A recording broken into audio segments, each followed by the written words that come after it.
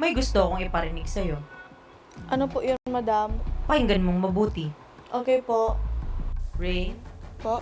sino ang kumuha ng 1,000,000? Si Ate Colette po. Dahil ba selfish siya? Opo. Lingid sa kaalaman ni Colette, ang lahat ng kanyang narinig ay pawang edited audio lamang kung saan sa ibang tanong ni Madam kinuha ang mga naging sagot ni Fiang, Kai at Ray. Masarap ba ang pagkain? Opo. Kumain ka na ba, Kai? Yes po. Fiang, kumain ka na ba? Opo, madam. Sa makatwid, maling impormasyon ito at may ibang konteksto na naglalayong malinlang si Colette. Narinig mo yung sinabi ni Rain? Yes po, madam. May paparinig pa ako sa'yo. Hi, Kai. Po? Sino ang kumuha ng 1,000,000? It can possibly be Ate Colette. Dahil ba wala siyang panindigan? Yes po.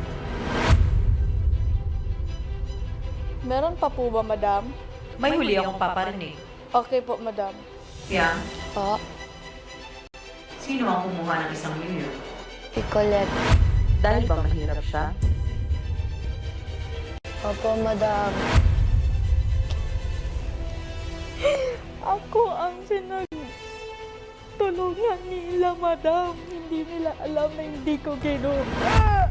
Talagang hindi pa po pala nila ako kilala. Palagi kong sinasabi na kailangan ko ng pera. Hindi po yun dahilan para po kunin ko ang 1,000,000 sa mga narinig ko. Feeling ko naman po, madam, wala pong isa sa amin ang kumuha ng 1,000,000. Either may kumuha pero iniba lang ang salita or may kumuha pero hindi kami. Alam ko naman pong hindi po nila ipagpapalit ang spot nila para po sa pera po, madam.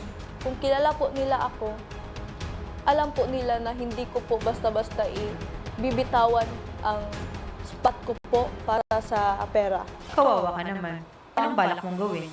Gusto mo pa rin ba silang ipagluto? Yes po, madam. Bakit po hindi ko sila gustong ipagluto? Dahil po sa sinabi nila, hindi po ako ganon. Dahil isa po ako sa pinakamaalaga. Kailangan ko po silang alagaan at pakainin. Always, I used to think I'm the problem, that I was waiting.